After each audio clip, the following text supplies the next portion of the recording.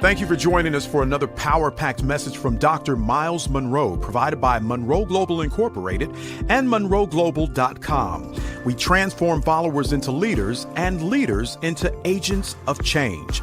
We hope that this message is a blessing to you as you advance your life and discover your purpose. Now, let's go into the message. Our review, very important. I mentioned to you that everyone wants to succeed. Nobody wants to fail in life. And I also emphasized that success is predictable. But I also reminded you that so is failure. You can predict failure and success, and there's a reason why. The reason why you can do that is because of number 4. Everything in life was designed and created to function by laws. And therefore, laws make life predictable. Laws make life simple. That means that God designed everything in life to function by laws. Therefore, he designed it to be successful. I also reminded you that your success is good for who? It's good for God. And why is your success good for God? Because of a principle that you need to learn about manufacturing. And that is the success of a product protects the reputation of the manufacturer. So whenever a product fails, that affects the reputation or the name of the manufacturer. Therefore, success is not something you pursue.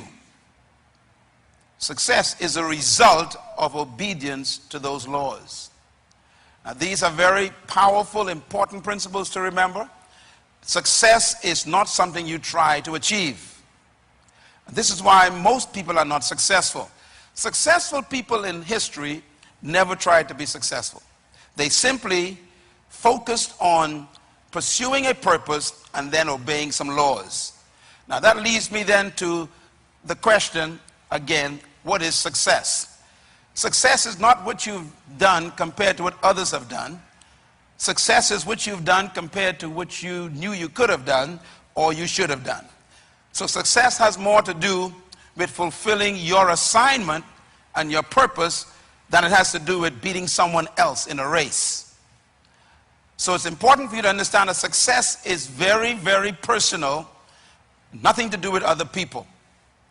So success in life is discovering 2 things, your purpose and your assignment. We're going to talk about how that works tonight. Success, therefore, is fulfillment and completion of your purpose. Purpose is the reason why a thing was created.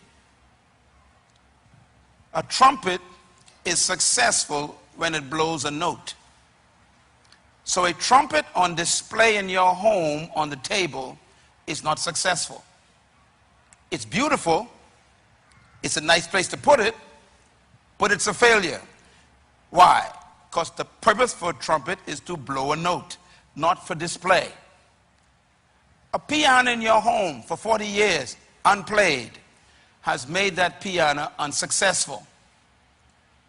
Even though it's beautiful and it makes your home look distinguished, that piano is a failure because it was not created for a furniture piece. It was created to do what? Produce music. So purpose determines success.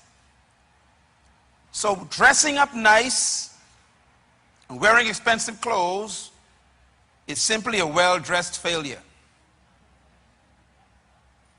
If you didn't do what you were born to do and you dressed up, you are a well-dressed disgrace to the manufacturer.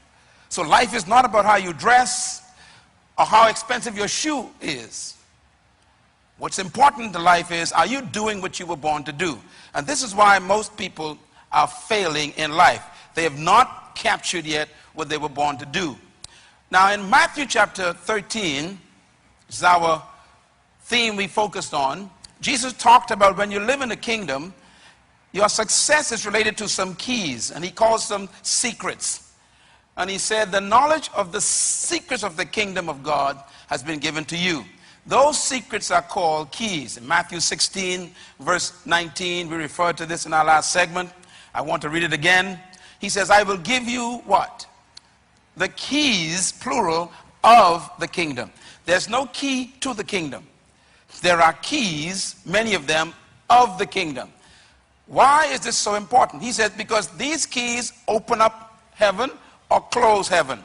They open up life or close life. In other words, keys are determining whether you live a lock-up life or an open life, whether you succeed or fail. Now, what are keys? Keys are laws, principles, or precepts. They are systems that you use. When you go to a locked door with a key, you are taking a law that makes the door submit, and it opens the door. That's what Christ meant when he used the word keys. Keys are systems or laws by which everything functions. Now, I want to give you then an important concept of keys that we dealt with in the last segment, and it's important to repeat it. Keys are principles or laws. Here's some things about principles and laws that you need to remember. Number one, principles and laws are universal. That is important because that means you don't need to change your country to be successful. A lot of people think if I can just make it to a certain country, I'll make it in life. I have gone to countries where people have left their homes, and today they are sweeping the streets in that country, and they have a lower job in that country than they had in their former country. And some of those people having to go back to their countries because they thought that the country determined their success. Some of you think if you were to leave the Bahamas and go to America, you'll make it. Believe me, it's not a matter of where you are located. The issue is, do you know the laws of success? Secondly, principles and laws are permanent. That means they are the same for Moses as they are for you today. Laws do not change. Number three, principles and laws work everywhere and anywhere. Again, that's important. They work in the midst of a crisis, or they work where there is no crisis. They work anywhere, anytime. Number four, principles and laws are not partial. That means laws don't work for certain race of people and then don't work for some other race of people. Laws work for all people. Laws don't work for fat people or skinny people or cute people or white people or black people. Laws work for people if the people work the laws. Number five, principles and laws guarantee success. The only way that you can guarantee something if you follow its instructions. And this is why, again, success is predictable. You can guarantee results if you follow the laws. If you are failing in your life, try and study what laws you are violating. If you are succeeding in life, study the laws you are obeying. There's no mystery to life. And most of us are hoping to succeed in life and don't understand the laws that are established by God to succeed. Principle number 6, principles and laws never can be broken. Why? You cannot break a law. The law breaks you. Don't think you can violate a law and still be successful. It's like running a red light hoping you won't get an accident. You know, you break laws, then they break you. So if you want to be successful, don't try to take shortcuts. Don't try to find your way of doing things. There are laws established in life by the Creator that everyone has to follow. And anyone who follows those laws have the same results. That means point number 7. Principles and laws are inherent and their judgment is inherent. That means that you don't need to be punished if you violate a law. The punishment is in the law. If you put your hand in fire, no one has to burn you. You violate a law, you get burned. And so it is with everything in life. God doesn't really judge us. The laws he built into life judges us. You have sex, well, you get pregnant, who do you blame? Well, you violate a law of fidelity or the law of self-control, and now the judgment is built in, you have conceived a child. And now you want to create another law of violating that baby by committing adultery. And now you kick in a judgment of guilt for the rest of your life. But that child might have been like Myles Munroe. So now you sit around with this guilt because you violated law after law after law. The way you fix that is you decide, I'll never break another law again. That leads to point number 8. Principles and laws protect the product. When you obey the laws laid down by the manufacturer, you don't need to worry about protection. They protect you. Do not fornicate. Well, you can never be pregnant if you don't fornicate. It protects you. You don't got to wonder whether, I wonder if I'm pregnant. I wonder if I'm pregnant. Well, if you had sex, you better wonder all night. But if you never have sex, you can't be pregnant. So the protection comes in obedience to the law. When you stop at a red light, you don't need to worry about getting arrested. The protection is in the law. So guilt comes when you break a law because you're no longer protected by that law. So it is in life with success. Now, that takes me to my point here dealing with God's economic plan. I want to just read this verse again because we're going to zero in on these 4 principles of God's plan for your prosperity. Now, people want to know, does God want you to be successful and prosperous? Let's read Deuteronomy 8, verse 17. You may say to yourself, God says, my power and the strength of my hand has produced this wealth for me. But you must remember, the Lord your God, it is He who gave you the ability to produce wealth, to confirm His covenant that He made to your fathers. God is not against you becoming wealthy, but He wants you to remember where it came from. Secondly, this verse tells us how to become wealthy. And wealth in this verse doesn't come from God in the sense that God gives you money. Read it carefully. What does God give you? The ability to produce. Write that down. Wealth comes from finding your ability to produce something. The word ability here actually means ideas. We're going to talk about that in a minute. Now, how do you get to work out or produce? Produce means to actually work something out or to express something. The first command that God gave man was to work. Work shows up in the Bible before woman. And that's because a man needs work before a woman. The word work is what I call the law of work. Everybody says the law of work. Now remember, we're talking about laws. Work is a law. That means anything that stops you from working violates a law. So if you want to get something without effort, you're violating a law. If you want something free, you are violating a law. That's why God doesn't like beggars. A beggar is somebody who wants something without effort. Let me quote the King David says, I have never seen the righteous forsaken, nor his seed beg for bread. Notice the condition, righteous. What is righteous? Staying in line with the laws. He said, if you stay in line with the laws, you will never be a beggar. Why? A beggar is not a worker. And the first law God gave man was to work. Matter of fact, let's read it. Genesis 2:15. And the Lord God took the man and put him in the Garden of Eden. And he commanded the man to what? To work and to care for it. First command of God, work. Everybody say work. Say it loud. Work is not a curse. The curse occurs in chapter 3. The curse is not work. Work shows up in chapter 2 of Genesis. No devil, no sin, no demon, and God says work. Why? Because work is the reason why you were created. Let me explain what I mean. The word work is the word ergon in Greek and Hebrew, the transliteration of the word ergon. And the word actually means to become. The word work also means to work out something, to become what you are. I tried to explain this in the last session. For example, it's like talking to a seed to become. What's in a seed? A forest, trees. So when you tell the tree, work, you're telling the tree, become what you already are. That's the word for work. So when God told Adam, work, you're telling Adam, become what's trapped on the inside.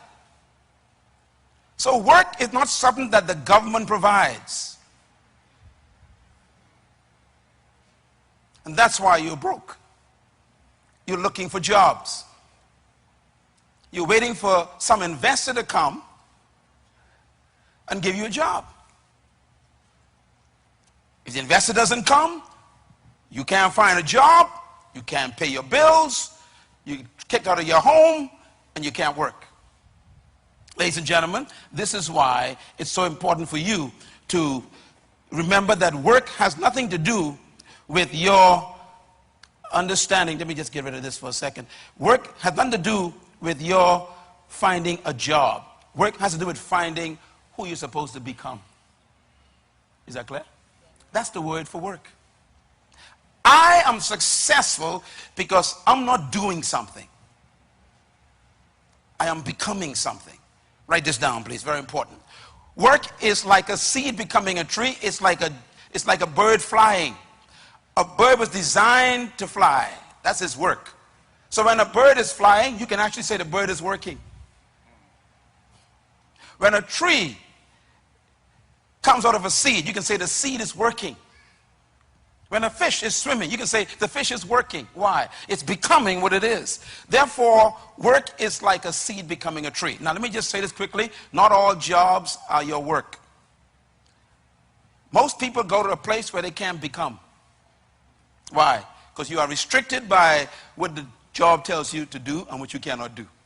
And this is why most people hate their jobs, because their jobs actually suffocate their real gift. And so they find themselves hating Monday mornings, going to a place they don't like, and they can't wait to leave it because it's like a bird trapped in a cage for 8 hours. Why? Because you are not really working. You have a job. Your job, therefore, will never be your work because it traps you. Your work can become your job if you find your work in your job. In other words, if you have a job where you are becoming, then you are not on a job. You're going to work. It's like a singer who was born to sing and he has a singing business, a job. Well, he's not going to work. He's not going to a job, rather. He's going to work every day. Let me say something very interesting. Jesus said all the time, I work the work of him that sent me. And then he says, I do the work of him who sent me. And then he says, my Father works, therefore I work, and I came to work the work that the Father gave me to do. He never says job. Jesus had a job, you know. His job was a carpenter. His work was redeemer. He said, I didn't come to be a carpenter. I came really to redeem the world. That's my work. And my work is to do what? The will of my Father. That's an important statement. My work is to do what? The will. What is will? The original intent of the manufacturer who sent me.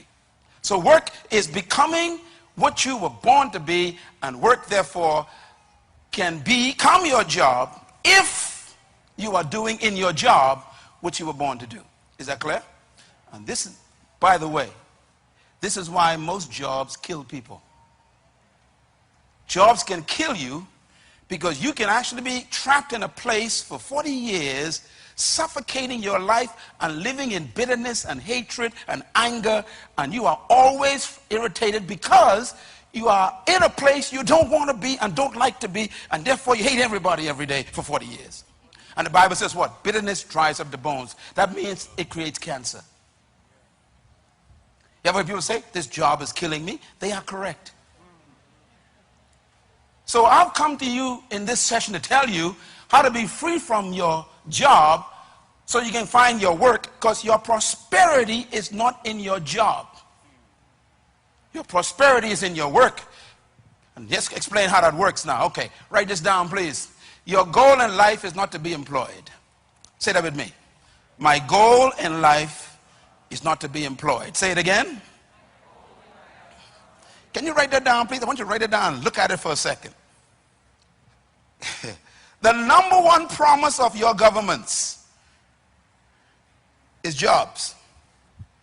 So your goal is to get a job. The young man here tonight comes out of high school. First thing he's told, go get a job. They never say go get a business. The guy who just comes out of college, this lady with a PhD or a master's degree, comes back home, first attempt, got to find a job.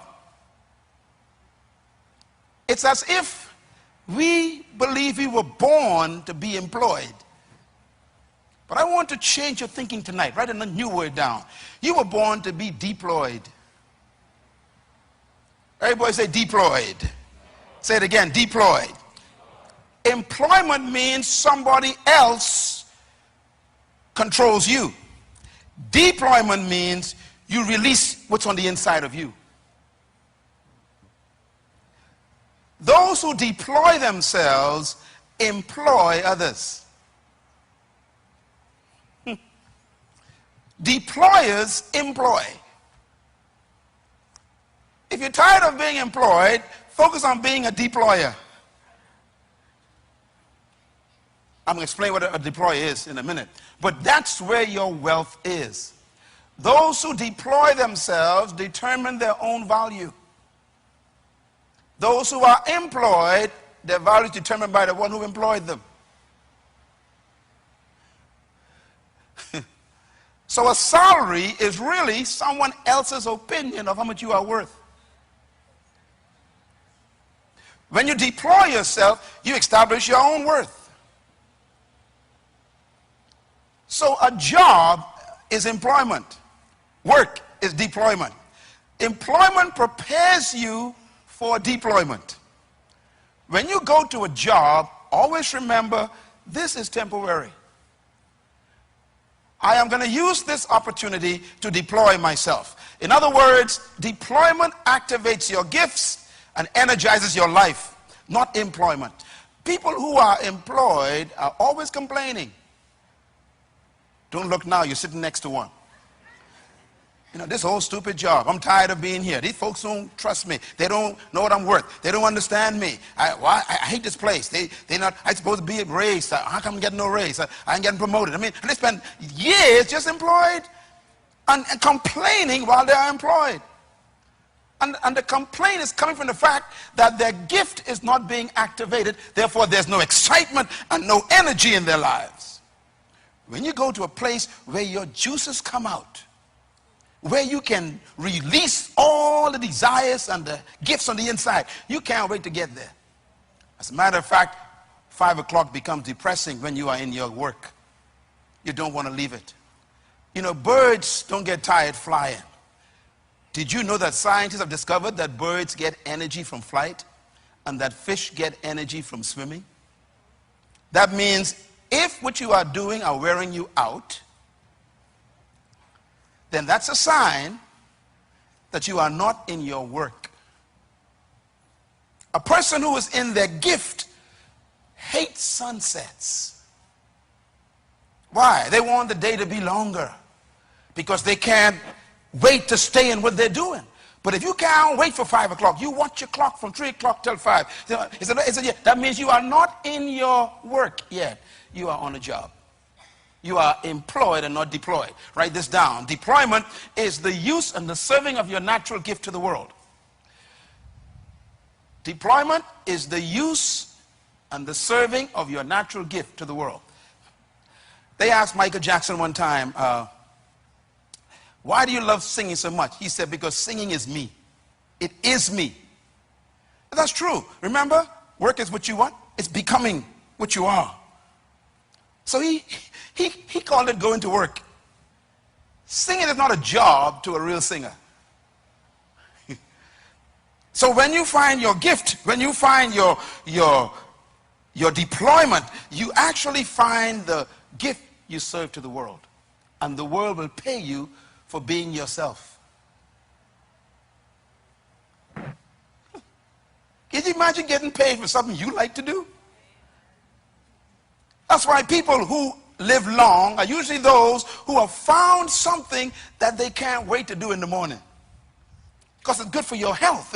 It gives you, actually, your adrenaline begins to get higher, and your systems of throwing against disease is so high because your immune system actually finds strength from a good attitude.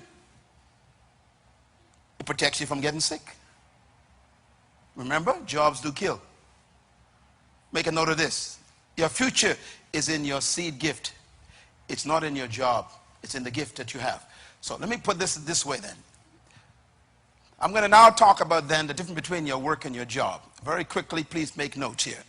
First of all, think beyond your job. Say that with me. Think beyond your job. Say it loud. Think beyond your job. Tell your neighbor right in their face. Think beyond your job. Listen, most people are depressed when they get fired because they did not think beyond their jobs. There's life after your job. There's life after retirement. And believe me, nothing is more dangerous today than retiring. Because, you know, when your great-grandfather used to retire, you know, you retired at 65 and you're dead at 70. Today, because of the increase in medical science, you can live to be 80 to 85 average. If you retire at 60, how many years you got left? 25 years more, and you are retired. What are you going to do for another quarter of your life? Therefore, you cannot put your hope in a job. And let me tell you something right away. The company you work for, the minute you hit 65, they already start singing the hymns. Rescue the perishing, care for the dying. Why? You're 65. They already see the young guy coming out of college who want to actually work for less. Are you with me? The older you are, the more expensive you are to the company. So wake up and think beyond your job. That means that the solution to your future success is not in the job you have, it's in what you're thinking beyond the job. And that's why I'm here in this session. Make a note of this. There's no future in any job. I guess those who got fired prove that, right? You got laid off. Or they only got you on 2 days' work. You realize your future is being attacked by the fact that they laid you off. So you got to cut back on your standard of living. Maybe even lose a car and lose a house. Why? Because your future, you put in your job. No job has a future in it. Make a note of this, please. The future is in the one who holds the job. Don't ever allow an organization to be your hope. Every job is temporary. No matter how much they praise you and love you, you better think beyond that position. Because when this thing is all over, they will tell you bye-bye. There are folks in this room who've been retired for 5 years already, and they begin to scratch their heads. Why did I retire? Because life goes on. I'm glad you're here. And young people, please remember what I'm saying, because you got a chance to not make mistakes that older people have made. Write this down, please. Create your business in your job.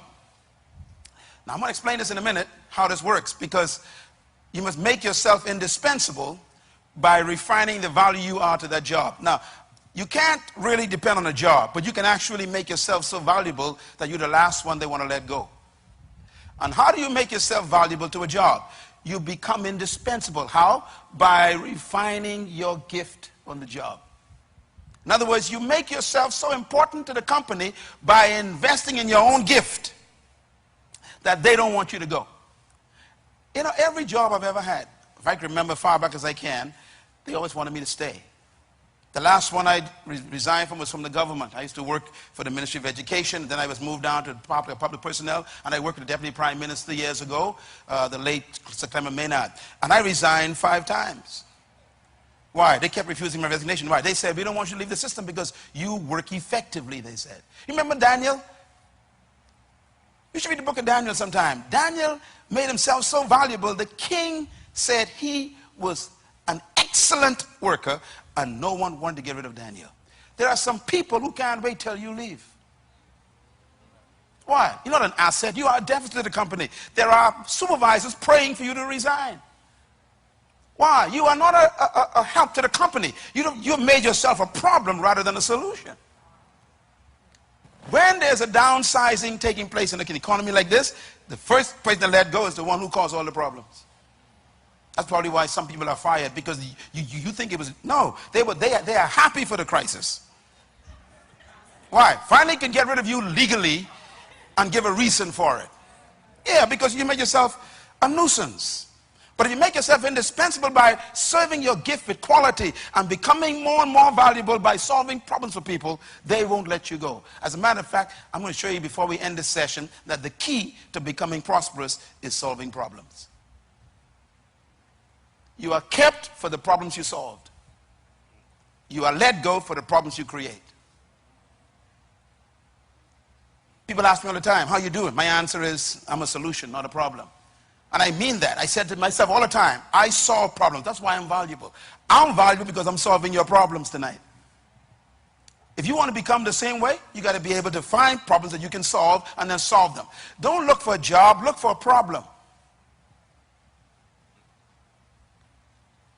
People looking for money. Don't look for money. Look for a problem. You solve problems, you get paid. So that's different between your job and your work. Let me give you the differences real quick. Never confuse your job with your work. Why? Your job is what they train you to do. Your work is what you were born to do. Your job is your career. Your work is your life assignment. Your job is your skill. Your work is your gift. You know why they let people go during the crisis? Because your skill come a dime a dozen. They could fire you because they don't need your skill, but they can never fire your gift. It goes with you. A person who knows their gift can never get fired. This is why you have to study, what is my gift? Now, our problem is our cultures have not trained us to find our gift. They train us to find a job. So they tell you, go get a skill. Remember those words?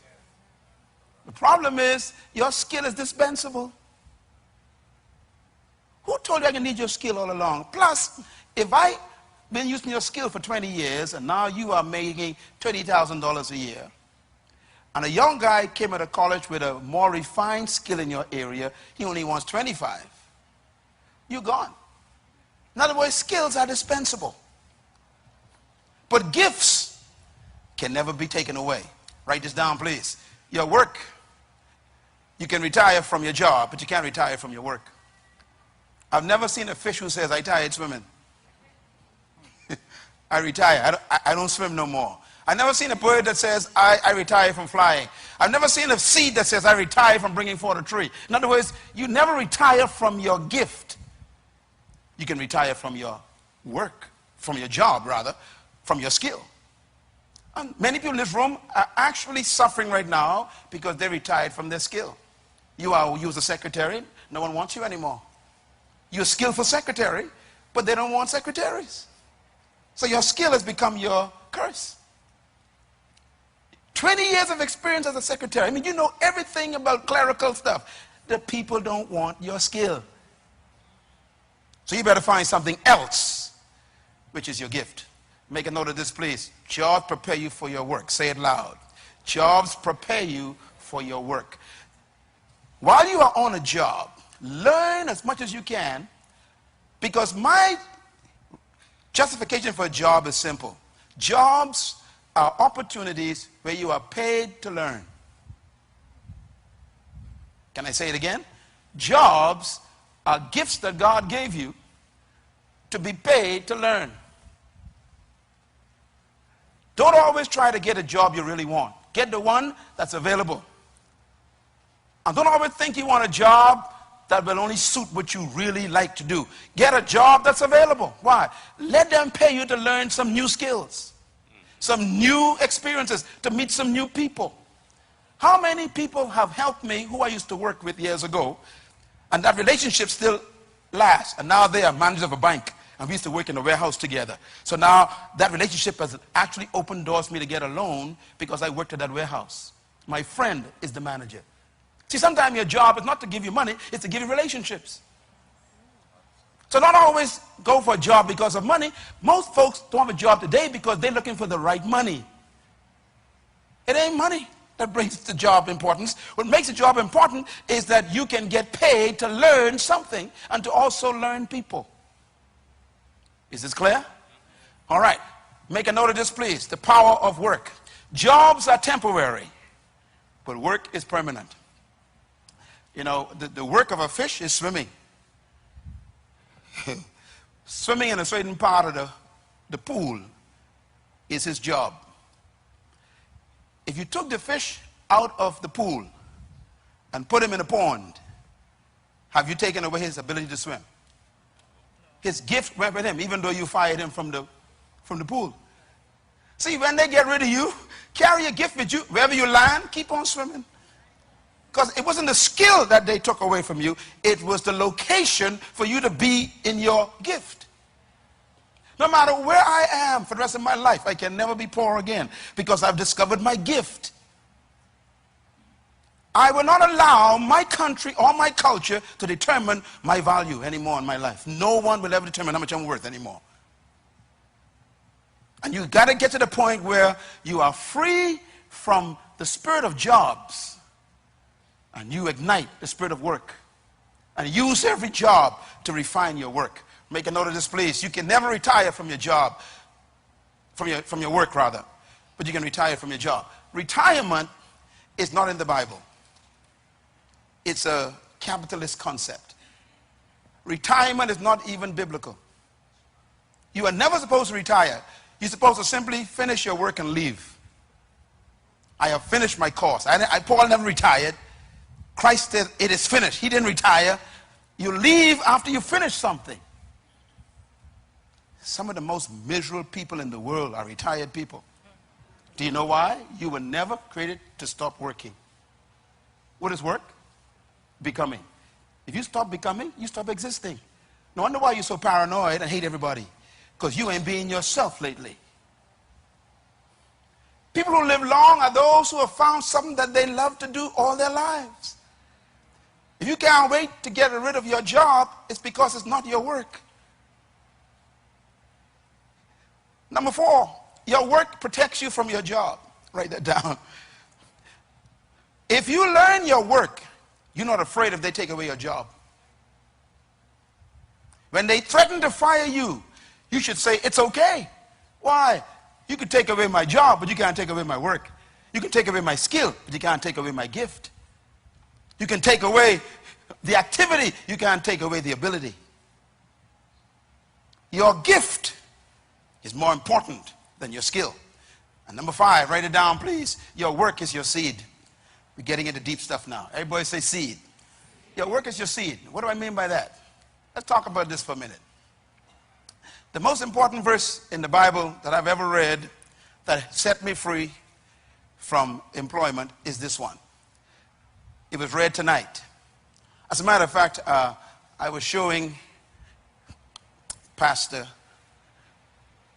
Roll my Bible tonight. How many of you have an NIV? Hold it up, please. An NIV Bible. Come on, Freeport, hold it up. Anyone got an NIV? New International Version. Hold it up in there. NIV. Now, I told you all a long time ago to buy the NIV. Some of y'all still got the King James. The NIV is probably the best translation I know because the scholars were honest. The work they did in the translation of the Hebrew and the Greek is one of the best in history. Let me read. Please turn your Bibles to 11th chapter of Ecclesiastes. Let me show you the difference between the NIV and your Bible. Big difference. NIV says, verse 1 of 11 Ecclesiastes, verse 1. Ship your grain across the sea. What does your King James say? Cast your bread upon. See, completely different. In Hebrew, it means ship your grain across the sea. That means become an exporter. Next verse. After many days, you may receive a return. A return means dividends. You get a return on your investment. This chapter is about business, not about a loaf of bread. ship your grain where? Across the sea. Now, this is completely opposite to what the Bahamas is doing. We're not shipping grain across the sea. We are importing the grain. So someone else is getting the return.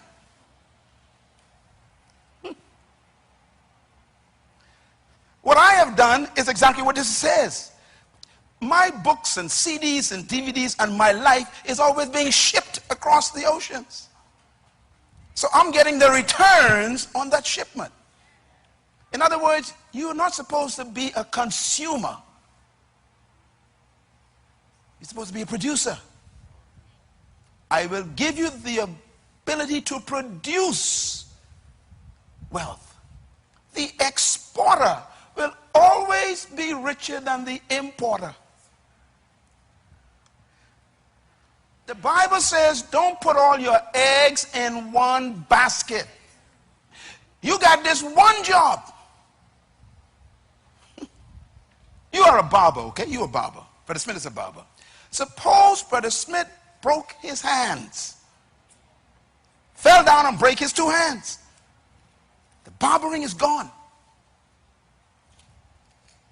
So what he should do is actually go beyond barbering. He should now import hair products just in case his hand get broken, he can sell products.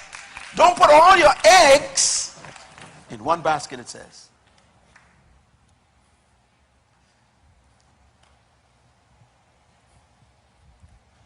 You carpenter, your hands are important to you. Break both of your wrists. It's over.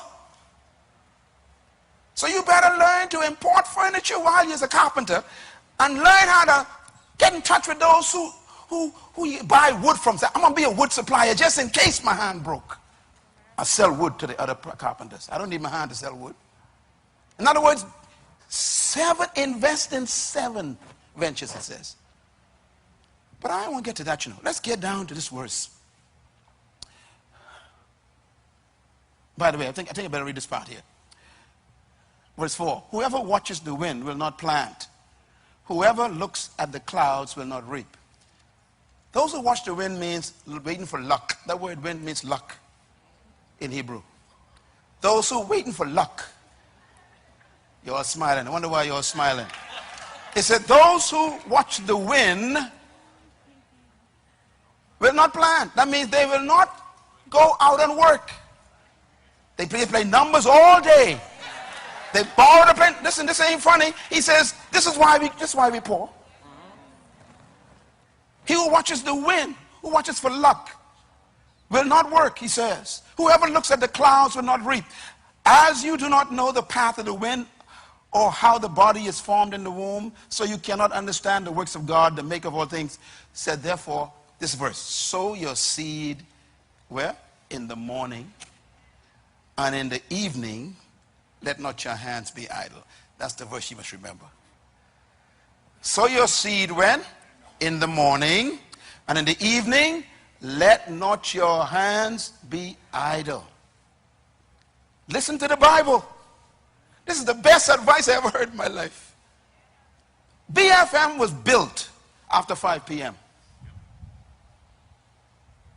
This place that's worth millions was built after 5 p.m. I had a job. Henry had a job. Richard had a job. We used to meet after 5 p.m. and work till 2 a.m. in the morning building this. Why? Sow your seed in the morning. That means go to your job in the morning. What's the next verse? Read it. And in the evening, don't turn on the TV and watch Two's a Company. Or is it 3? Don't watch Friends. In other words, the guys who you're watching already with rich. He said, when you go home, don't watch TV. Keep working. From 8 a.m. to 5 p.m. is the other man's work. And that's why you're broke. Because from 5 p.m. to 12 midnight, you watching TV, eating potato chips. The Bible says, no, when evening comes, let not your hands be idle. I do more work while you are sleeping than when you are awake. I guarantee it. My wife would tell you the hours I put in after 12 midnight. The books I write while you're sleeping. People say, how can you write books? While you're sleeping? The Bible says, if you fall in love with sleep, you shall grow poor. The Bible says that. I gotta go to bed at 8 o'clock. You will never be wealthy. Because the 8 hours from 8 a.m. doesn't belong to you. They tell you when to come, where to do, where to go, what to do, when to go to lunch, when to come back, and they control your entire life. That means the only life you own is after 5. You can never grow from 8 to 5. You grow in your own time. You can't read books on the man's job. You can't experiment with ideas on the man's job. He got you locked down. Remember, you are a bird in a cage. What do you do when you leave work, you call it? He says, you don't know which one will profit you, whether both equally as well. Let me put it this way. Write this down. Jobs were given to prepare you for your work. He said, go to work in the morning, and when you get off, keep working. Work on your gift after 5 p.m. Work on your skill at 8 a.m. Give them your skill at 8 a.m. Release your gift at 5 p.m. That's the key to your success and your prosperity. Make a note of this. Fulfillment is discovered when your job becomes your work. You can actually work yourself out of your job. That is what we did here at this ministry. And I've done it actually so well that I don't get no pay from this ministry anymore. Why? You can work yourself out of your job. Your work can become so powerful you don't need your job anymore. But your work doesn't take place on the man's job. What are you doing after 5? Your culture says, go home and rest.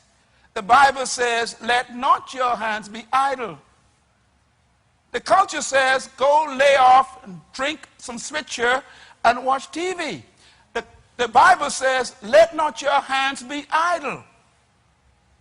Anyone in this room who's a business person will tell you that you don't want to go into business. You think you want to go into business. Business people who don't sleep, they just rest for a few hours. Because they have found something more important than a job.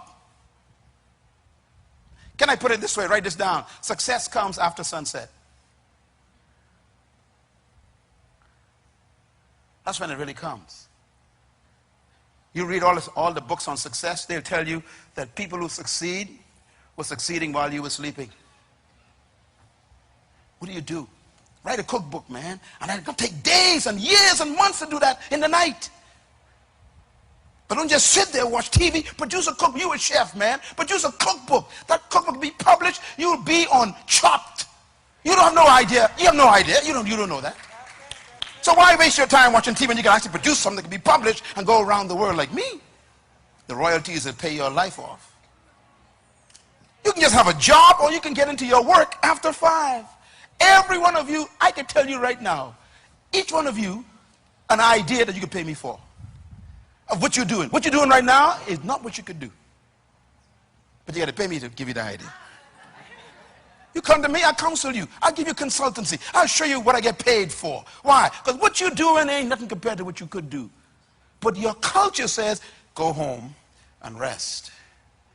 God says, go home and keep working. Success after 5. I remind myself again. Let's read together out loud. Go. Sow your seed in the morning, and at evening, let not your hands be idle. Why? Because you do not know which will succeed, whether this one or that one or both. Can you imagine that? That means you can have a job after the job and both bringing in thousands of dollars. We've been taught, no, get a job, settle down, die, get buried. You know, this is what they told us. And the Bible is saying, no, there's life after 5. Is this good? I want you to think about this. What do you work on after 5? Your gift. Proverbs chapter 18 rather, verse 16 says, a man's gift makes room for him in the world, not a man's education. You got a PhD and you still broke. Why? Because the PhD doesn't make you wealthy. As a matter of fact, most PhDs are hired by those who dropped out of school. Let me say it again. Most PhDs are working for those who dropped out of school. Because the person who didn't get a PhD got an idea. And they employed a guy with a PhD. It's not your education that brings you before a great man. It's your gift. Bill Gates dropped out of school. You know, his teachers actually thought that he was mentally damaged because he could never pay attention in class. I read his story. Matter of fact, he said the reason why he couldn't pay attention in class is because he was always ahead of the teacher. They thought he had, learning disorder. No, he had a disorder of learning too much, too fast. Teacher was always behind him. And they actually sent him for psychological analysis. They thought he was crazy. So he quit school. Started Microsoft. Went to IBM, tried to give them some ideas. They said, you're crazy. So now they use his ideas in their computer, and he gets billions of dollars. Stephen Jobs, what a guy. Quit college, built a computer in his garage. Now he employs all the PhDs, even in his death. See, you've been told, get an education, get a job, pay bills, and die. And here I come telling you, no. Find your gift, deploy your gift, become wealthy, and live. And bless the world. And employ people and help them. Your gift. Your gift is more important than your skill. Now here's something I want you to remember. Write this down. You always have what you were born with. You're not born with skills. You have to learn to be a carpenter. So there's something more important than being a carpenter. You got to find your gift. Because your gift will outlast your skill. There can become a day where you can become so feeble you can't handle a hammer. What you can do after that? You're still alive. Number 2, you can never lose what you were born with. Number 3, your future is not ahead of you. It's trapped on the inside of you. Therefore, you were born with seed. You don't go looking for it. So the key to your life is discovering and developing and serving your seed gift to the world. Always look for the other thing in your life. It's there, Just look for it. It's always with you. But no one ever told you this until I come into your life tonight, to tell you, don't trust their jobs. The crisis is because you lived on the jobs. The crisis is because you depended on the jobs. The crisis came because you depended on the clients. And they don't come no more.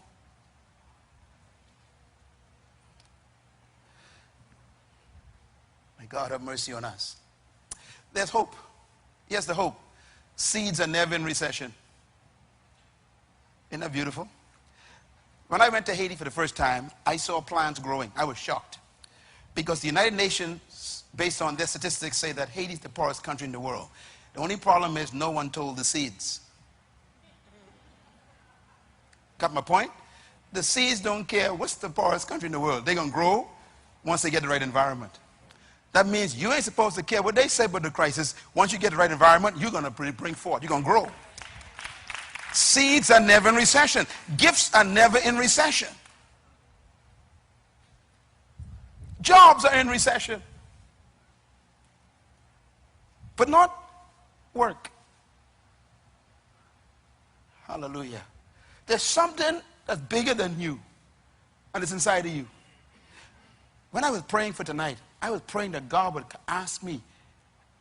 I asked God, I said, God, show me how to get on the inside of a person and yuck it up. yuck, yeah. How to get inside your spirit and yuck up your gift and let you see it. This is you. You are not what they called you. They give you titles. Don't trust their titles. Find your gift. Your seeds are never in recession. My friends, let me give you these last points before I get to the 4 principles. 2 words. 1, employment. What is employment? Bahamians, please write this down. Employment is the opportunity to serve your gift in the context of a corporate group. And usually you benefit other people. Deployment is different. Deployment is the discovery of your gift and serving your gift to your generation. You can be deployed or employed. You can deploy your gift in the context of other people's control, or you can deploy your gift to your whole generation, and they will bless you. When you begin to see life beyond your career, beyond your skill, you become a generational changer. This is the difference between employment and deployment. And I challenge you tonight to think about where you are in your life, your age, whether you are young or old. Think about, where am I in the scheme of this teaching? What's happening to my life? How many more years I could have left? Some of you are divorcees. Some of you are widows or widowers. And your life is at a point where you say, what am I supposed to do next? And God says, I'm going to tell you tonight. Find your gift. Serve it.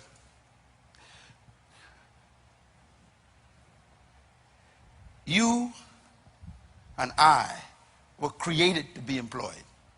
God created seeds to bring forth trees. He created birds to fly. He created fish to swim. He created you to bring forth. There's something that made him create you. And that thing is the key to your prosperity.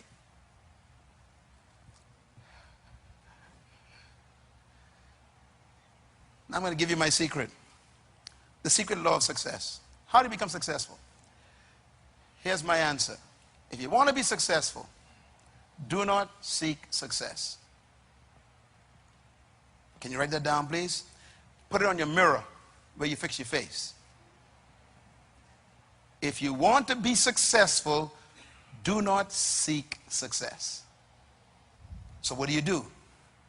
You seek to become a person of value. That's the key to your prosperity. You seek to become a person of value. The person who becomes successful and prosperous is the person everybody wants to go to get something done. You know, the safest business in the world is undertaking. Being undertaker. Why? People dying every day. So the guy meets a need, he got you covered. He made himself what? Valuable. Why do you go to the dentist even if you have a recession? Because the dentist made himself valuable. 8 years of study. Why do you go to a doctor and give him your money in the middle of a recession? Because the doctor spent 14 years specializing in something. He made himself valuable. He refined a gift.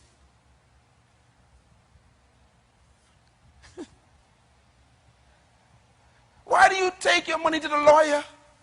Because the lawyer spent 6 years refining the law. And so you take your money and give it to the lawyer. Why? The lawyer made himself or herself valuable.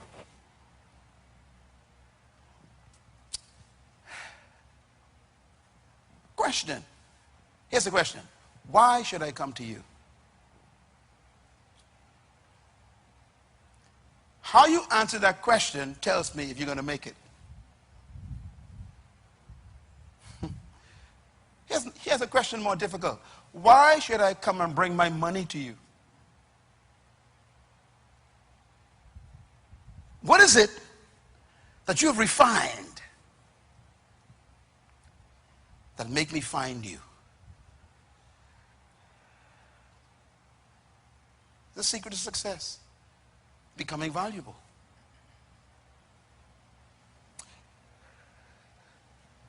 So here's the process of becoming valuable. I'll give you the secret. Number one, to become valuable, first, you must determine what your gift is. Some people may have one or two. Like me, I have 3 or 4 gifts. That was my problem most of my life until I figured it out. You got to choose one and focus on it. But I got a lot of gifts. I'm a musician, naturally. I'm a writer. I'm a public speaker.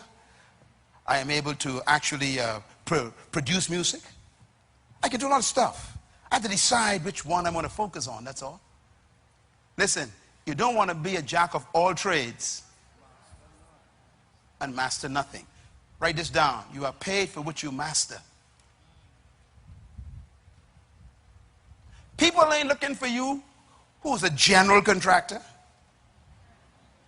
Some of them wonder why they can't find jobs. You're too general. You better find a specific area that you focus on where they're going to need you. They come look for you. Don't just be a carpenter. Find a niche. I'm the creator of bookshelves only. And put it out there. You will see business coming to you like crazy. If you say, I'm just a carpenter, hey, a dime a dozen. And they start comparing you to others. But if you only make shelves, bookshelves, they can't compare because not everybody just make bookshelves, you see. And now you become valuable because you have what? Become a refined gift. That means you become significant. Significance makes you valuable. Significance means you are different from the others. Everybody sells shoes, fine. A lady came in one time, she said, Pastor Myles, I want to open a shoe store. I say, don't. She said, why? I say, everybody's selling shoes. She said, but, so what do you advise? My advice is that, I said, now this is free. Only sell baby shoes from 0 to 5. You'll make it. Today she has one of the largest shoe stores in New Jersey. People fly from different parts of the state to buy shoes. Why? They ain't got to wonder if there are baby shoes in that store. Of course, she ain't pay me nothing. In other words, you can't just sell something. Sell one thing that is you. Uniqueness. That leads to point number 4. Everyone's created to born with a unique gift that makes them valuable. That means your success is in your gift of value. There's something that you were born with that other people don't have the way you have it.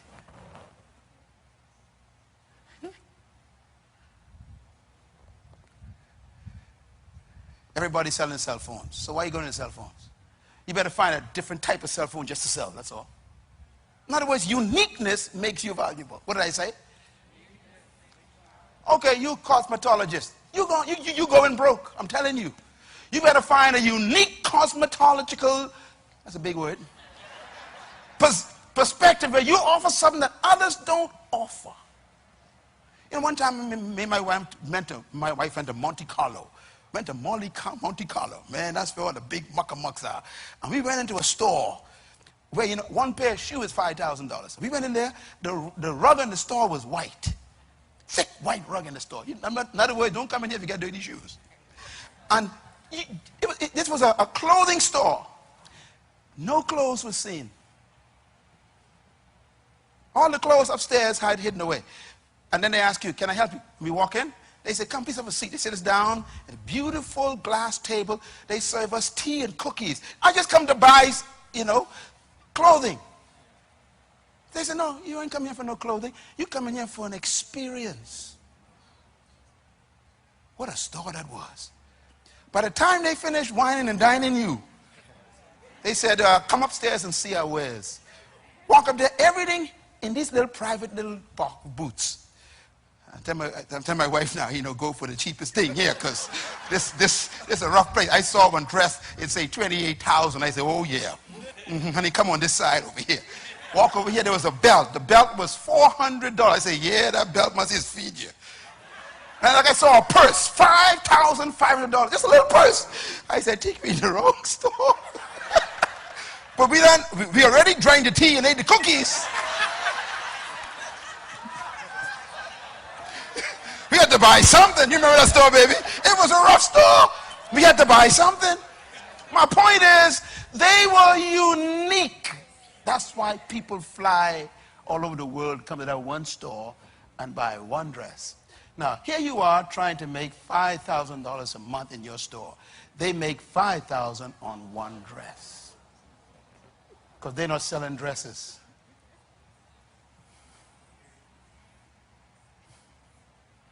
Y'all should pay me for this tonight. You want a restaurant? Okay, you ain't gonna make it. You ain't gonna make it. Everybody, restaurant open today, closed tomorrow. You know that, right? Yeah, why? Because they don't understand what I'm teaching. You can buy a sandwich anywhere. People don't buy sandwiches, they buy experiences. Why would you go to a restaurant on Paradise Island and pay $98 for a chicken and buy the same chicken at Dirty's? For how much? $5. Same chicken, you know, same chicken. Why? You're not buying chicken on Paradise Island. You're buying a unique experience. That's what makes it valuable. You get chicken anywhere, but you can't get the experience where the guy take the napkin, put on your lap, bam, and then he pour your water for you and then take it away to make sure you don't pour it by yourself. Understand? And they serve you one course at a time. Dirty's everything in the bag. Boom, boom, boom, boom, boom. No. We separate each chip from each other in this restaurant. See, you eat one chip at a time. You wonder, what am I doing here? You are buying an experience. Here's my question. Why should I come to you? What makes you as a lawyer different? What makes you different as a lawyer? If I come to your lawyer's office, what experience do I have? What makes me want to come back? Not for law, I can get law anywhere. What makes me want to come back to you is the question.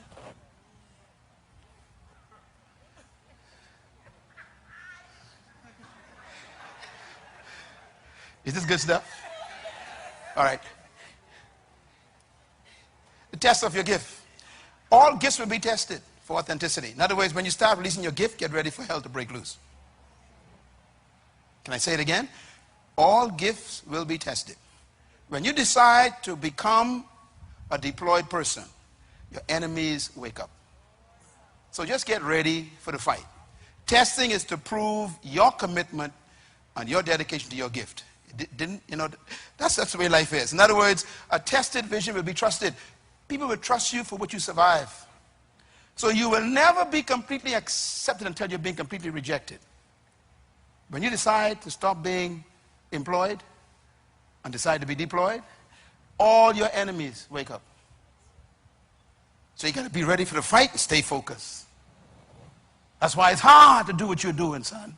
Because what you're doing ain't nobody doing, and you wonder why it's so hard. You got to wake after 5. Sometimes you got to get a job while you're working on it. Why? Because you got to keep working on it. You got to pay your bills, but you got to keep working on it.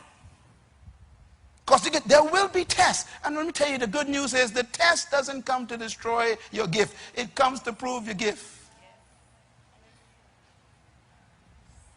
Never trust a person who didn't go through the test.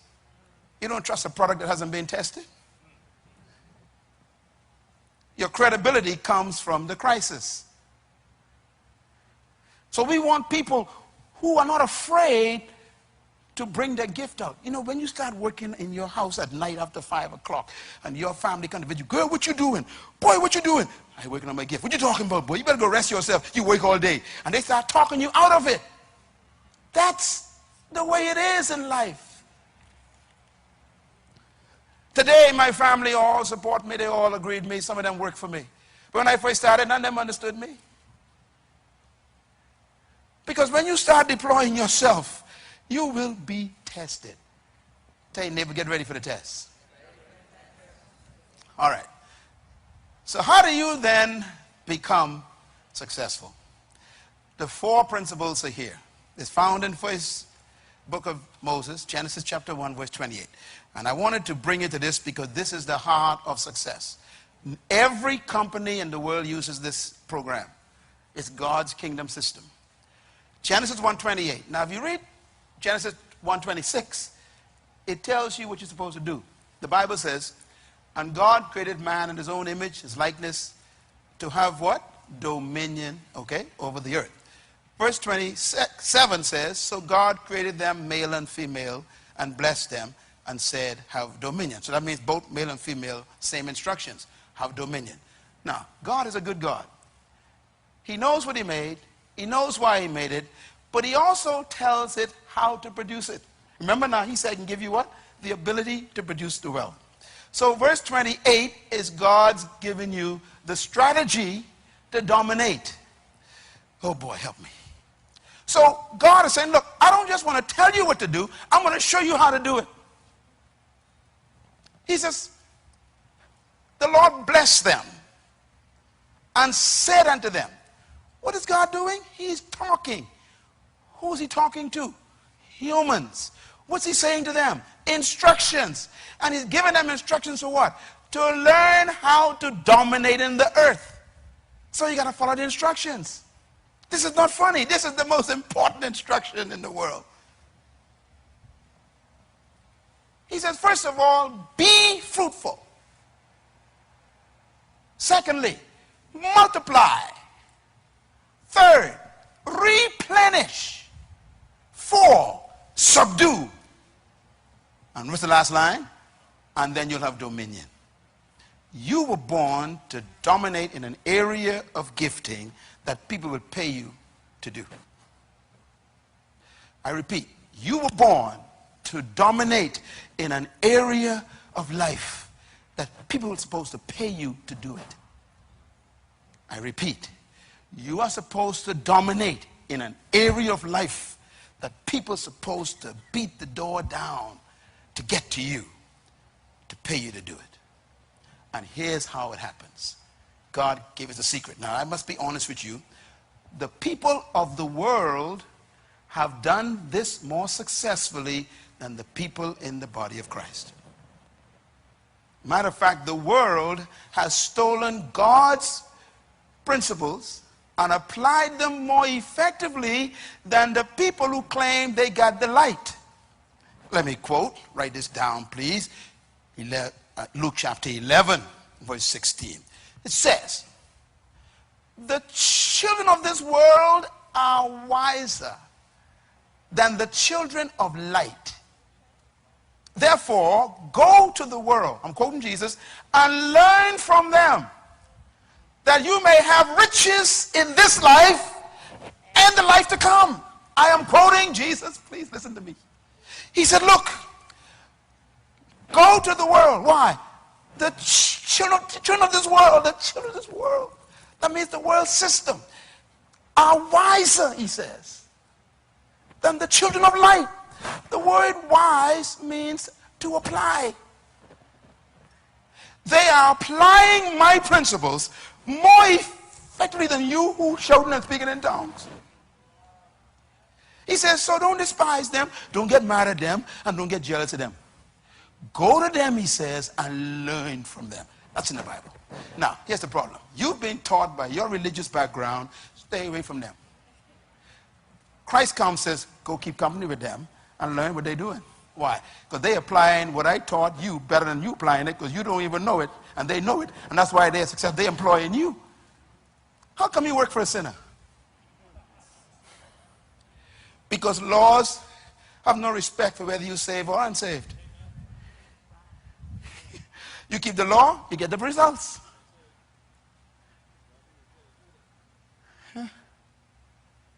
He says, go to them. They've learned my principles. They have figured it out. They are more successful. Now, tell me one of them who didn't follow God's plan. And I'm going to give you the plan right now. Number 1, he said, be fruitful. The word fruitful in Hebrew means to be a producer, to produce something.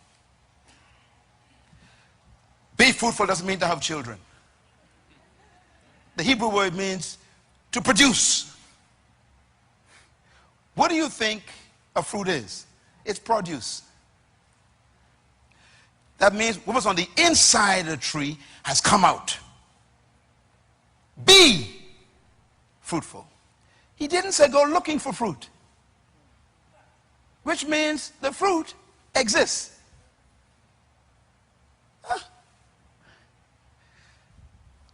Be productive. And then he says, now that you produce a fruit, Let me use myself as an example. This is my book. I wrote this. This is mine. It says here, USA Today bestseller. That means millions, you know, sold. Okay. I stayed up while you were sleeping and produced this. It took me months and months to produce this. Hard work. I'm doing 2 books right now. I've been doing them for the last 6 months. One will be finished in November. The other one will be finished not until April next year. What are you doing? So when I go home after I leave it tonight, I don't go to bed. My wife will tell you, I work. My fruit came out of me, my fruit. Now, here's the problem. This is my fruit. Can this make me wealthy? No. No. Only got one.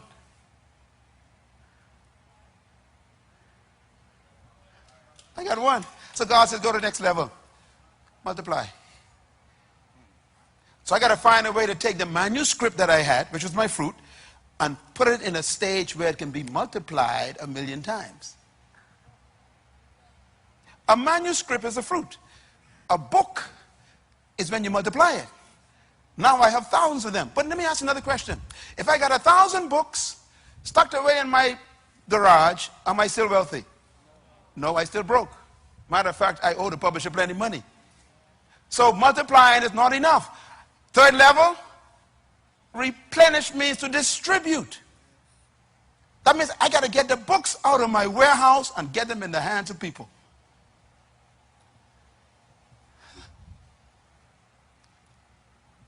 Okay, now I got my books out and I sell 3,000. Am I a worldwide author yet? No, because 3,000 gone, only 3,000 people get. That's even, less than 10% of our population. So I got to do something else. I got to move to the 4th level. I got to subdue. Subdue means to control the market. Control the market means when you start distributing your product, it becomes the most important one in the market. So that when people think of it, they think of you. Let me give an example. What is McDonald's known for? Big Mac. Interesting, Big Mac. They sell all kinds of things, but Big Mac is their fruit. Can you buy a Big Mac everywhere? No. So they got you cornered. You can't even make it at home. You can buy the bread, the burger, the onions, and you still can't make a Big Mac. Because they have refined it. Remember, refine the gift? There's a system that they have. You can never get a Big Mac in your house. You can never make it. It never tastes like it. Okay, so we got a Big Mac. What's the problem? I'm still poor. So I got to find a way to multiply the Big Mac. So I got to have what we call machines or people to help make the same burger according to the system. You cannot work for McDonald's and make your own burger in the kitchen. They train you how to make their burger. Why? They want consistency of the same quality. Okay, so now we multiply it. But now we want to what? Distribute. So they create what? Franchises. A franchise is McDonald's distributing its Big Mac. Now, they have become so widely distributed that they have subdued the market on Big Mac. Nobody got a Big Mac. You want a Big Mac? You drive past Burger King. You drive past KFC. You drive past Wendy's. Why? Because no one got a Big Mac. Is anyone driving past anyone to get to you? I get all these invitations all over the world. I say, why are they inviting me on a little island 7 miles wide when they got 300 million people in America? Somehow I develop a Big Mac that they can't find nowhere else. I am here to help you go into your closet and find your Big Mac. Everybody makes burgers. Nobody makes a Big Mac. Now we got Burger King. What they got? Whopper. They say, we don't need no Big Mac. We got our Whopper. They will whop you. They're the only ones who can whop you. No one else can whopper anybody except Burger King. Am I right? You want a whopper? You can't even make it in your own house. They got a system. They what? Refined it. It's their fruit. They produced it, and now they multiply it, and now they're distributing it, and they subdue the whopper market. You want a whopper, you drive past everybody. You will leave your home and drive miles if you want a whopper. Why? Because they're the only ones with the whopper. They subdue, they control the market. What do you control yet? I remember I got a call from T.D. Jakes a few years ago. T.D. Jakes says, look, Dr. Munroe, we are in a meeting here in Dallas, and we're discussing a leadership cruise, and the first name that came up was yours. Let me tell you why that's important. Christ says, if you want to be great, he says, serve your gift to the world. Then he says, if you want to be first, become a slave to your gift.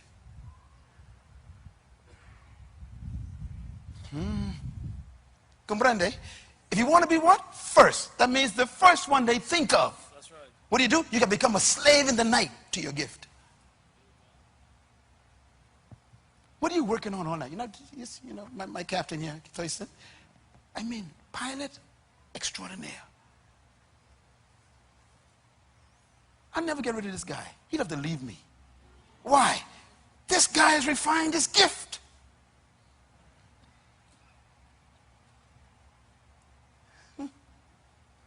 What do you have that people will run you down to get? What you're hearing tonight, no one in the Bahamas ever told you. They just told you, get a job. And you know you can't live the way you're living for the next 40 years to try to feed your kids. Take them through college. What you doing can't pay their college rent. You got to find something, and God is saying, I'm telling you what it is. You got to find your gift. Get your Big Mac. Make yourself valuable. Subdue the market. Apple computers. Announcement 2 days ago, right? 48 hours ago, they said Apple is the most successful enterprise in history. $600 billion profit. And the guy dead. What did he do? He made one computer. Apple. What's your Big Mac? I want you to go home and think about, what is it that I got a passion for? Once you produce a fruit, God gives you wisdom to multiply it. He will find you distributors, and you'll subdue a part of the market where they got to come to you. You know, in a few weeks, I'm going to be calling all the business people together, okay? Y'all don't mind, right? I want to have just one day with the business people. I'm going to give you some secrets that they pay me for. I can give it to you free. I'm going to show you how to make your business go to the next level. You blow everybody's mind. I'm going to give you a way to become so different that everybody will find you in the middle of a crisis. You have to learn that everybody doing what you're doing, so you can't do it the way they do it. Everybody making burgers. You know why we like Dirty's? Dirty's got a way to fix chicken. Am I talking right? I mean, you try to fix that home. You could buy the paper bag, take it home, you know, put it in. This thing still ain't got the taste. Why? I think they got some old grease in there that does something that, yeah. You know, and they keep that grease for a few days. You need old grease to get that taste. I don't know, they're doing something, but it's unique.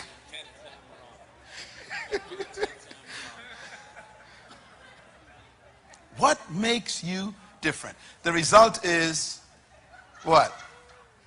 You have dominion. Dominion means to impact the environment. I went on Google today, sitting in my office with one of our workers. I Googled my name. 295,000 results. It was on the first page.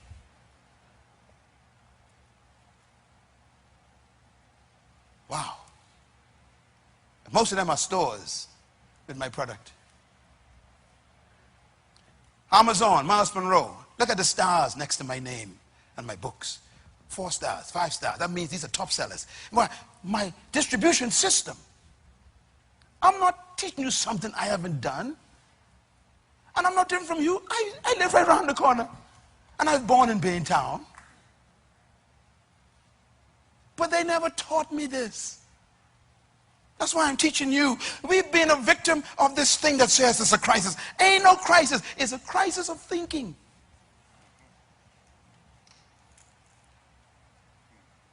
Go home and find your gift. Some of the wealthiest people in the world are sitting in your chair right now.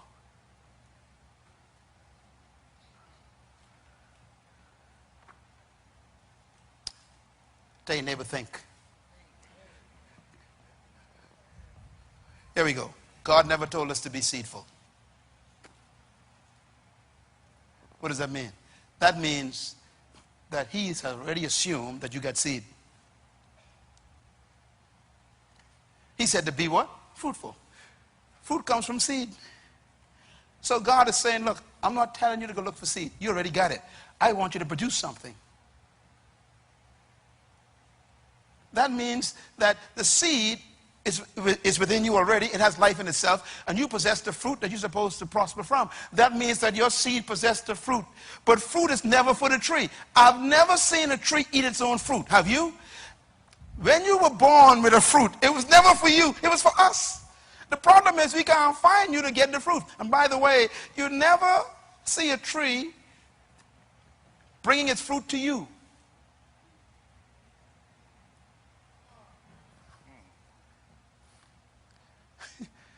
When a tree bears its fruit, everyone is attracted to it. You know, dentists don't advertise, you know. Lawyers don't advertise. They don't advertise much. Why? They got their fruit, man. You'll find them. When you see a mango tree across the fence, laden down with ripe mangoes, all kind of anointing thoughts come into your mind. This fence is in the way. Right? And you will do some things to get to the tree. In other words, the tree simply produces fruit, and the clients find the tree. I have never invited myself anywhere to speak, whether it's a bank or Harvard University or any organization, any church, anywhere. Never have I ever once invited myself anywhere. They came looking for the fruit.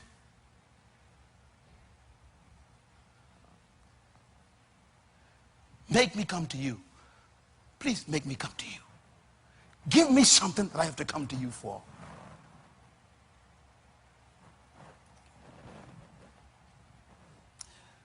Is this good? Number 6, seeds need the right environment. I am going to South Africa tomorrow. When I come back next week, I think I'm going to meet with you one more time. Because you need to understand that you could have a good seed and still be broke. You put a mango seed on a tiled window and leave it there for 50 years. The tree is still in the seed. Wrong environment, wrong friends, wrong books, wrong TV shows, wrong people. You in the wrong environment. Dr. Munroe ain't got too many friends, you know. I choose my friends very carefully. I got plenty of people around me, very few friends. Friends to me are fertilizer.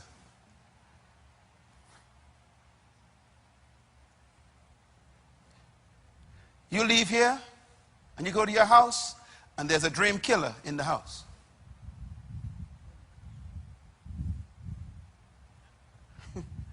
They talk you out of your dream. Well, you get up out talking, but you got vision, you got dream, you got seed. You got to settle down and go get one job and, you know, help pay these bills. And when they finish with you, you go right back to your old way of thinking. You need to produce the right environment to bring forth the seed. My wife and I went to Egypt. We went to the pyramids.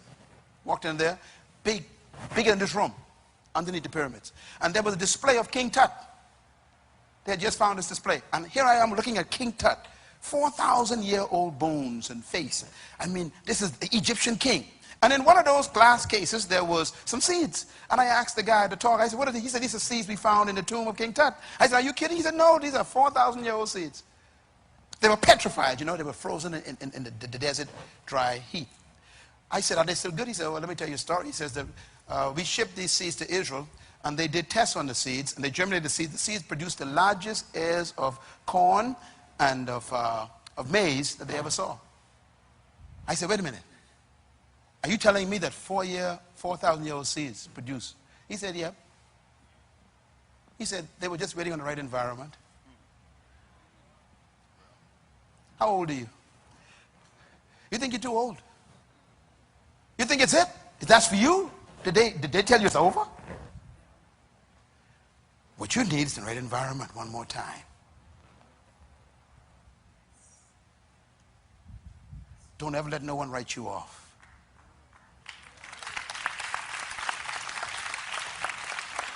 Go home, start again.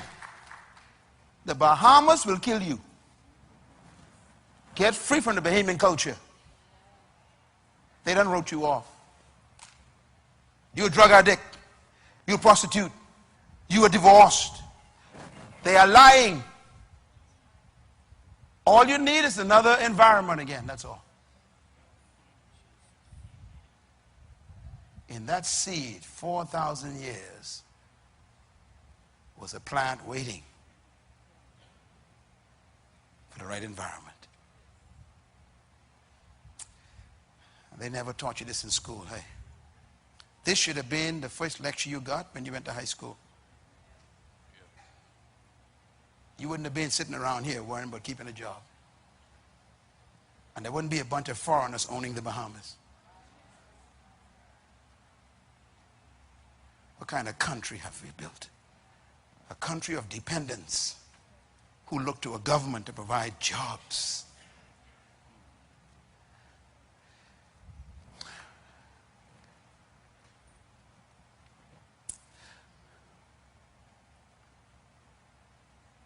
Write this down, please. Every problem is a business. You were born to solve a problem. Say it with me. I was born to solve a problem. Just give me 5 more minutes, okay? Because this is important. This is what your father should have taught you the last 50 years.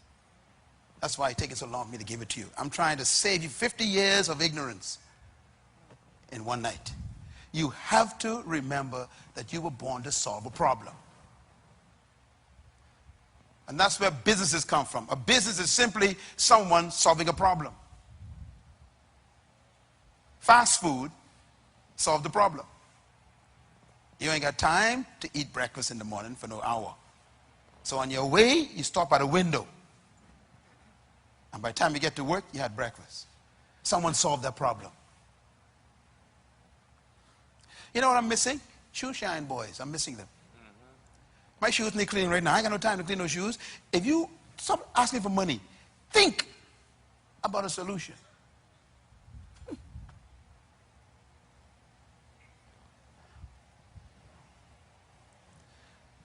When I saw the first massage chair in an airport, it was an Asian. I said, oh boy, something started here. Now every airport you go in got massage chairs. Why? Because people get tight when they travel. They need to relax. So someone saw a problem. Now that's $1 billion business. 10-minute massage for $10. 5,000 massages in one day. It's $500,000. Somebody said, we can solve this problem. Why don't you go around, just look in the Bahamas and look for some problems? Why? God gave you the ability and the gift to solve a problem, and therefore whoever solves the problem becomes wealthy. We ain't got no poverty problems. We got blindness problems. We don't look for solutions to problems. We look for problems to complain about.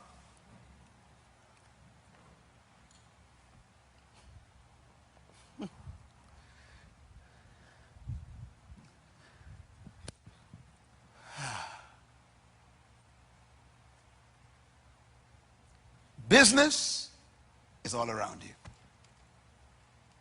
Why? Problems are all around you.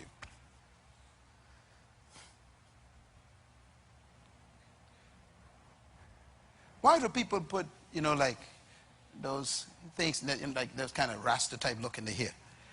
You know what they say? They say because it's easy to fix. Just shake it and you go to work. You know what I'm talking about?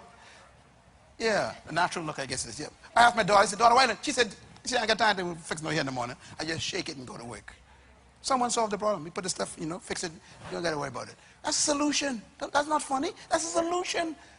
People don't want to spend an hour in the morning fixing the hair. Don't laugh at that. What are you doing? What are you doing? Study the problems. Spend the whole day tomorrow just driving around looking for problems. You'll be amazed. Businesses everywhere.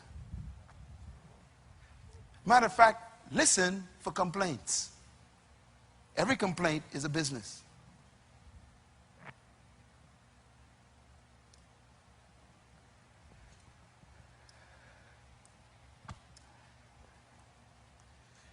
Selah. Lord, help me. All right. Let me give you 8 keys to become successful in business. 1, add value to people. Added value.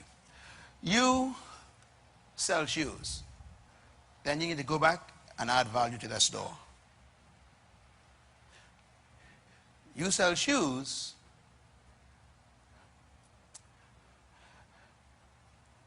And you serve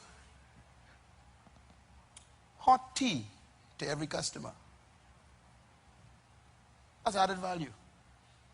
So I ain't coming for shoes no more, I like the tea you're serving. I can tell everybody when you go to that store, you get tea. This ain't funny. I went to a massage place the other day when we was away, and I mean, these people, Lord, this was no massage place. They treat you like you some king or something. They massage you till 30 minutes later. But by the time they finish taking care of you, you don't want to leave. And that's their point. They want you to stay because they charge by the hours. You understand? They don't want you to come out there. Added value. Number 2, be unique. You a barber? Fine. Find another way to make your barbering different. Go away and study some new techniques. Come back, say, I'm the only one who got this technique. Or when you come to us, we serve you cookies and rice or something. In other words, you make something unique about you. Thirdly, quality. Have higher quality. Sometimes quality alone is enough, You sell shoes, that one sell good shoes. They sell better shoes. See, it depends on the quality. 4, attention to details. Come on in, Dr. Munroe. What kind of tea do you like? Hey, I only want to buy a dress. What kind of tea do you like? Yes. And they serve me in a silver cup. Spoon of gold. I only want to drink the tea. Quality. Details. Some of y'all can never make it in some expensive restaurants. Why? You take the napkin, put it on your lap. The fella say, no, don't touch that. The detail is, I put it on your lap for you. That's a little detail, but it makes everything different. It's good for business. 4, always offer extra. Always find something extra to give someone. That makes you different. We went to a bank in Florida last week, walking there. And they said, come on in. Would you like some candies? I don't want no candies. But they offering right away, a little extra. We don't want to know what you come for yet. We want to give you something. A little extra. Them candies probably cost, a fraction of a cent each. But it keeps the customer coming. That's worth thousands. Number 6, service. Service means you don't try to play down here. Service. That's a whole new ball game. And then the power of identifying people's needs. Find what people need. That's how you become a good business leader. What is the need? Needs change. Sometimes people come to you and they complain about something that you ain't doing. Take that seriously. They're telling you about a need that ain't being met. And then number 8, be interested in people. Don't be interested in the bottom line trying to make money. Be interested in people. They'll be interested in you. Sometimes you got to lose something to keep a customer. Lose it. Because things don't come from feelings and hurt. They come from customers. All right. Big line. How do you find your gift? I thought you'd wait for this one. Number 1, how do you find your gift? How do you know what you were born to do? How do you know the thing that's supposed to make you wealthy? Number 1, ask yourself these questions. What is my greatest desire? Go home and study that, please. Take this CD and listen to it. Number 2, what do I wish for humanity? Take a bit of M, please. Have you ever sat down and says, I wish somebody would just do this. I wish somebody would just do that. That is your destiny screaming.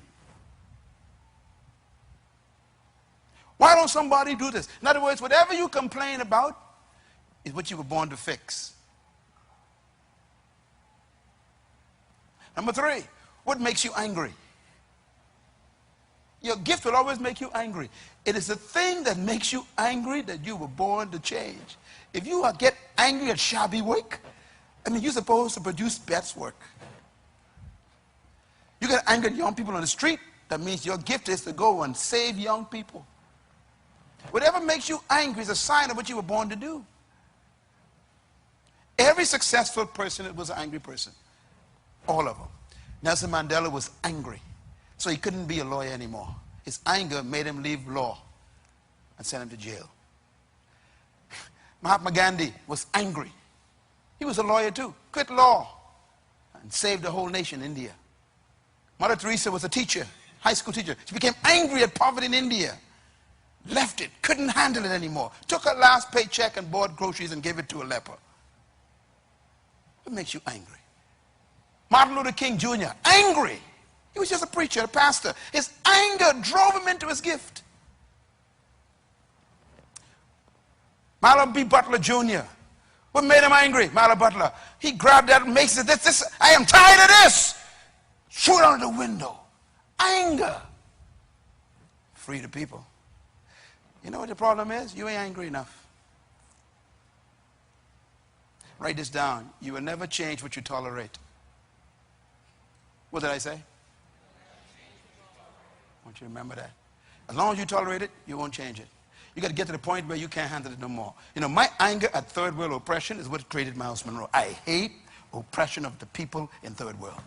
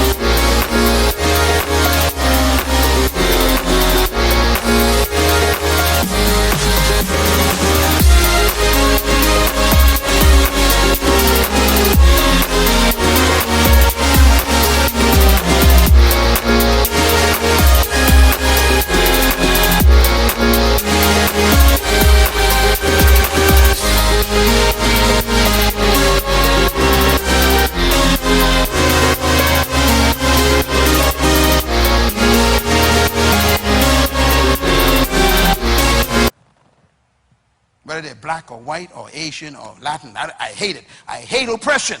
I hate it. That's what gave me birth.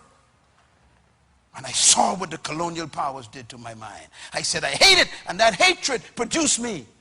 What makes you angry? That's why I say I will transform followers into leaders. Why? Because we were born to be leaders, but they told us you were born to be a slave. That anger is what created this ministry. What makes you angry? Don't look for a job, look for your anger.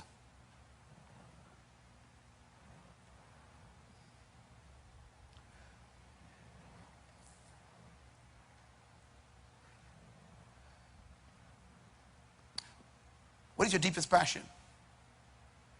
Passion means, what do you want to do and never stop doing? Got to find it. Look at number 6. Number 5, what do you think about when you are alone? Normally, when you are finally quiet and alone, that's when your gift starts talking. You know why you can't find your gift? You with people too much. You got TV on too much. Listen to music too much. Everyone in history, you check them out, who heard their gift was alone. Moses, mountain. Jesus, in the hills. Elijah, in the cave. Where do you hear? We too noisy. Always with friends. Everybody, let's go. Nobody mean let's go. Go alone and listen to your spirit. You'll find your gift. And your gift is where your wealth is, remember. You don't find your gift among friends. You find it among God. Have you ever taken a walk by yourself for a long time? No, you haven't. You always want people with you. Let's go for a walk. No, no, no. Why don't you just go by yourself? Just go by yourself. I said, Lord, me and you going on a gift-finding walk. We're too noisy. What do you think about when you're alone? The question is, are you ever alone? Some of my greatest revelations come in the shower. Why? Ain't nobody in there with me. It's me in the water. God could talk to me. No music, no radio, no talk shows, all this foolishness. I gotta hear. That's why my life. Be careful of these talk shows. They will talk you out of your gift. Shut them off.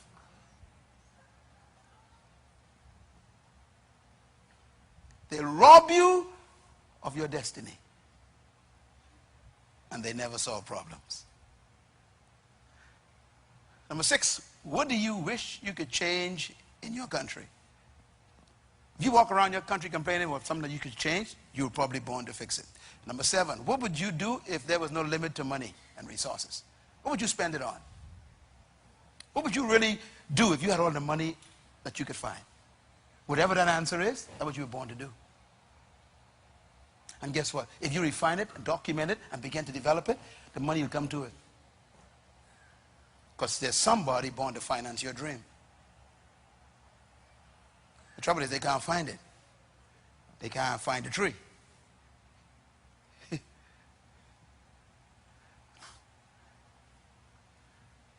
8, what is your natural gift? Number 9, what would you do without compensation? It's a tough one. Whatever you were born to do is something that you could do and never get paid for it and still be happy. This is why most people are poor, you know. They want to get paid for everything. People who change the world and who become effective never do anything for money. They do it because they love the passion of it. Bill Gates wasn't interested in no money. He wanted to solve the problem of this massive computer that took up a whole room. He said, there got to be a way to bring DOS for them DOS things in a simple icon. And the guys, I'm going to do it. What no money is concerned about? What are you passionate about? People come to me, Dr. Munroe, I'd like to be like you. I want to learn to teach and, be a public speaker. I say, okay, volunteer to work in the children's church in BFM. Oh, no, I won't be a public speaker. I just give you the answer. Volunteer to go talk to the kids every Sunday. Why? Practice on them. They know when you make a mistake. What you want is you want the money I get. I started teaching Sunday school for nothing. I taught thousands of conferences for nothing. Why? I was refining my gift. I wasn't looking for compensation. You want to be successful? Do it for nothing. Serve your gift. Volunteer. That's how you become great. I was talking to one of our IT people today, a young lady, I know she's here. And she said, I said, how long have you been working? She said, I've been working here since 2008. She said, but Pastor Myles, I used to come here for 5 years and just volunteer. And one day they just said, you know what you're doing? Why don't you come on the staff? Now she's working in one of the leaders in IT. Would you do that, or you won't pay the first day? Volunteer. What would you do? And personally sacrifice for it. You normally, when you find your gift, you're willing to put up your house for the business.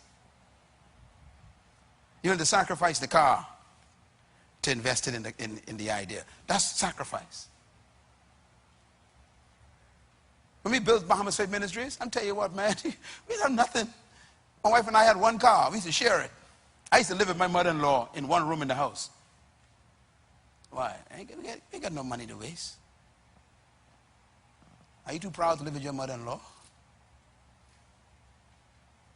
So you could save money, so you can put it invested in the idea? No. What are you willing to sacrifice? See, some people are willing to die, you know. That's what makes them so powerful. Nelson Mandela was willing to die. Sacrifice.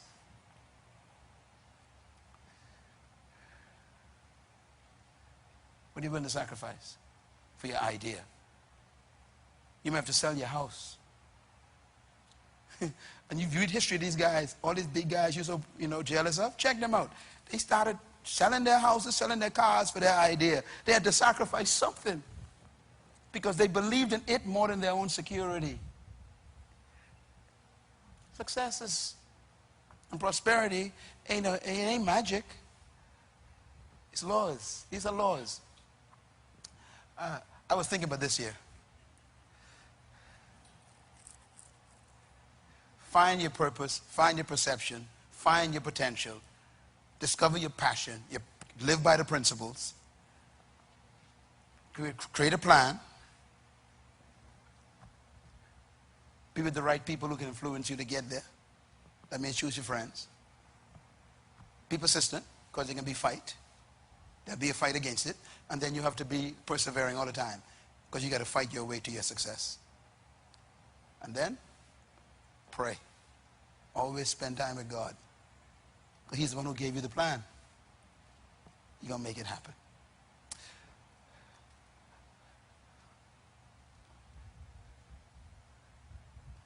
I had a final slide here. This is what I wanted to show you. Look at number 7. Write number 7 down. Serve your gift free at every opportunity. I did that. I did it. Serve your gift free. The more you serve it, the more value you're building. The day can come when someone's going to say, you know something, I like what you're doing. We're going to finance your program for the next 10 years. But they're watching you, you see. Serve your gift free at every opportunity. In other words, the greatest act of your prosperity is volunteerism. Volunteer your gift. They'll pay you later. Sign up to serve. You get paid later. It happens to everybody.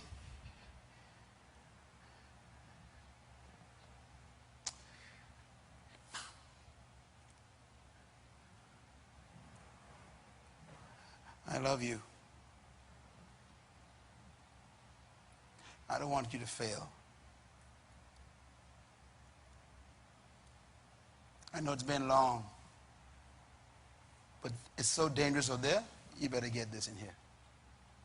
Life is rough out there. I don't want you to be a beggar. You're a great woman. You're an awesome man. You got more on the inside of you that they haven't seen yet. You are not finished.